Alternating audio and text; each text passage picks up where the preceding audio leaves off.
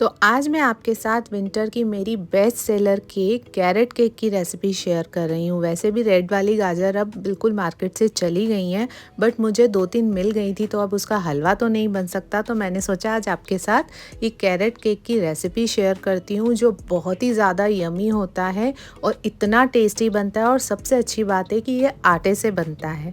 तो यहाँ पर मैंने लिया है 2 गाजर। अब इसको हम अच्छे से वॉश करेंगे। वॉश करने के बाद इसे हम पील कर लेंगे। अभी वैसे भी गाजर में इतना टेस्ट नहीं आता, और अगर आपको ये केक बनाना है तो इसमें ज़रूरी नहीं है कि रेड वाली हमको गाजर ही डालनी है।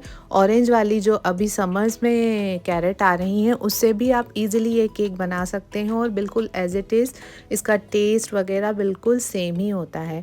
तो यहाँ पर 2 गाजर मैंने किस ली हैं। अब इसका हम एक बार चेक कर लेते हैं, क्योंकि हमें 1 कप गाजर चाहिए। तो यहाँ पर हम हमारी 1 कप गाजर निकाल लेते हैं और बाकी हम रखेंगे साइड में। इसका हमें पानी वगैरह नहीं निकालना है, क्योंकि अभी सीज़न की गाजर नहीं है, तो इसमें ज़्यादा मॉइस्चर भी नहीं है। तो यहाँ पर मैंने लिया है 1 कप मैदा और 1 कप आटा। आप दोनों आटा या दोनों मैदा मिला के भी बना सकते हैं, और जिस तरीके से मैं बना रही हूँ उस तरीके से भी आप बना सकते हैं। तो यहाँ पर मैंने बेकिंग सोडा, बेकिंग पाउडर और थोड़ी सी मैंने यहाँ पर जो इंस्टेंट कॉफ़ी आती है ना, मैंने वो डाली है। इससे ये जो फ्लेवर है ना हमारे केक का, बहुत ही ज़्यादा इन्हेंस होता है। अब इसे हम मिक्स करके साइड में रखेंगे। अब यहाँ पर मैंने लिए है 3/4 कप शुगर। अगर आप ज़्यादा स्वीट पसंद करते हैं तो आप 1 कप लीजिए।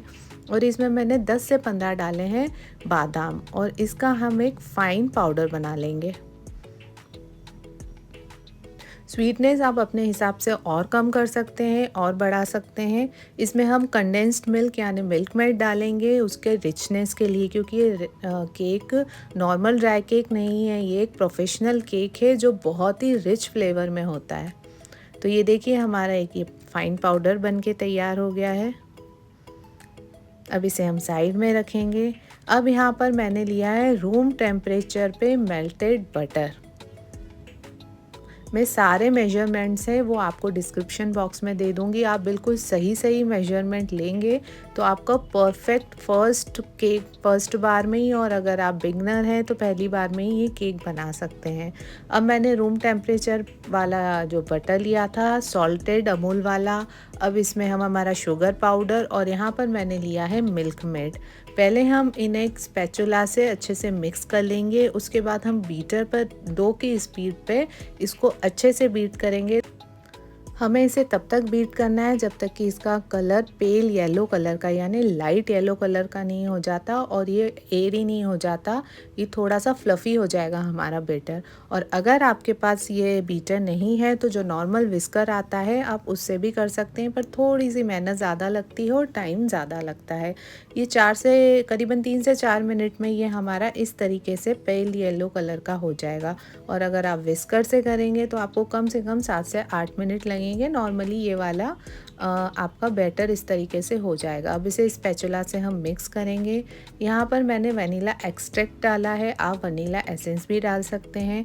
अब जो हमने हमारा जो ड्राई इंग्रेडिएंट्स थे उसको हमें एक बार में नहीं डालना है, हमें 3 पार्ट में धीरे धीरे करके डालना है।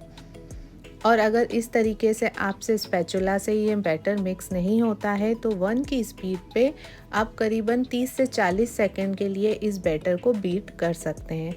ये देखिए मेरा बैटर यहाँ पर स्पैचुला से अच्छे से मिक्स नहीं हो पा रहा है, तो मैंने यहाँ पर क्या किया है, 1 कप दूध लिया है, लेकिन अब यहाँ पर हम दूध एकदम नहीं डालेंगे, बिल्कुल थोड़ा थोड़ा करके डालेंगे।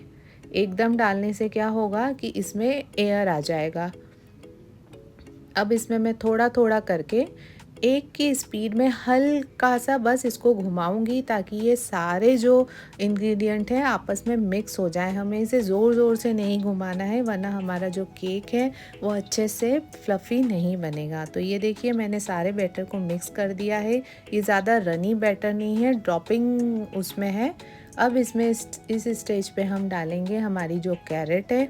मैं फिर से आपको बता दे रही हूँ कि अगर आपके पास रेड वाली गाजर नहीं है तो आप ऑरेंज वाली भी इसमें डाल सकते हैं। अब ये सब मिक्स करने के बाद हम इसमें डालेंगे नट्स। मैं यहाँ पे डाल रही हूँ किशमिश, आलमंड्स और यहाँ पे मैं वॉलनट्स डाल रही हूँ। आप अपने हिसाब से जो नट्स आपको पसंद है आप उसमें डाल सकते हैं, पर वॉलनट्स ज़रूर डालिएगा क्योंकि कैरेट केक में वॉलनट्स का टेस्ट बहुत ही अच्छा आता है। अब यहाँ पर मैंने एक केक टिन लिया है, उसे ऑयल से ग्रीस किया है, नीचे पार्चमेंट पेपर लगाया है और ये बैटर है जो हम इसमें शिफ्ट कर देंगे।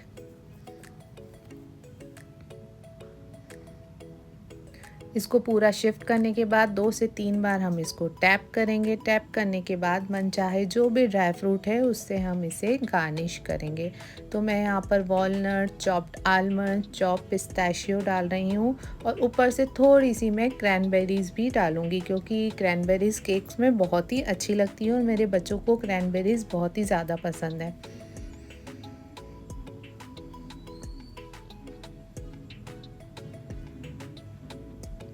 अब मैंने अपना जो अवन है 180 डिग्रीज़ पर प्रीहीट करने के लिए रख दिया है। और अगर आप कुकर वगैरह में भी अगर आप केक बेक करते हैं, कढ़ाई में, कुकर में, तो आप कर सकते हैं। तो ये देखिए मैंने इसे 180 डिग्री पे 30 से 35 मिनट के लिए बेक किया था। ये हमारा केक बेक हो चुका है। अब इसे हम रूम टेम्परेचर पे ठंडा करेंगे। हर अवन का टेम्परेचर और टाइमिंग अलग अलग होता है, तो कभी आपको 5 मिनट कम भी लग सकते हैं और 5 से 7 मिनट ज़्यादा भी लग सकते हैं। ये तो टूथपिक से मैंने यहाँ पर चेक कर लिया है, हमारी टूथपिक बिल्कुल क्लीन निकली है। अब यहाँ पर केक भी बिल्कुल रूम टेम्परेचर पे आ गया है। अब इसे हम एक प्लेट में शिफ्ट करेंगे। तो ये इस बैटर से हमारा जो केक है 1 केजी के आसपास बन के रेडी हुआ है। अगर आपको हाफ़ केजी का बनाना है तो आप इस इंग्रेडिएंट्स को हाफ़ कर दीजिएगा, तो आपका हाफ़ केजी के आसपास का ये केक बन के रेडी हो जाएगा। तो ये देखिए हमारा केक कितना सॉफ्ट और फ्लफ़ी बन के रेडी हुआ है। तो इस केक को बनाना इतना इजी है। अगर आप इसी टिप्स एंड ट्रिक्स से और बिल्कुल सही मेजरमेंट से ये केक आप तैयार करेंगे और परफेक्टली आप टेम्परेचर पे इसे बेक करेंगे तो आपका फर्स्ट टाइम पे ये केक बनके बिल्कुल रेडी हो जाएगा। तो इसे मैं आपको एक बार कट करके बता दे रही हूँ कितना स्पॉन्जी बना है। और अगर आपको ये मेरी रेसिपी पसंद आ रही है तो प्लीज़ आप मेरे चैनल को सब्सक्राइब कीजिए, शेयर कीजिए, लाइक कीजिए। ये देखिए केक हमारा कितना स्पॉन्जी बना है। तो इसे आप ट्राई कीजिए। तब तक मैं अपने केक को एंजॉय करती हूँ। Bye bye.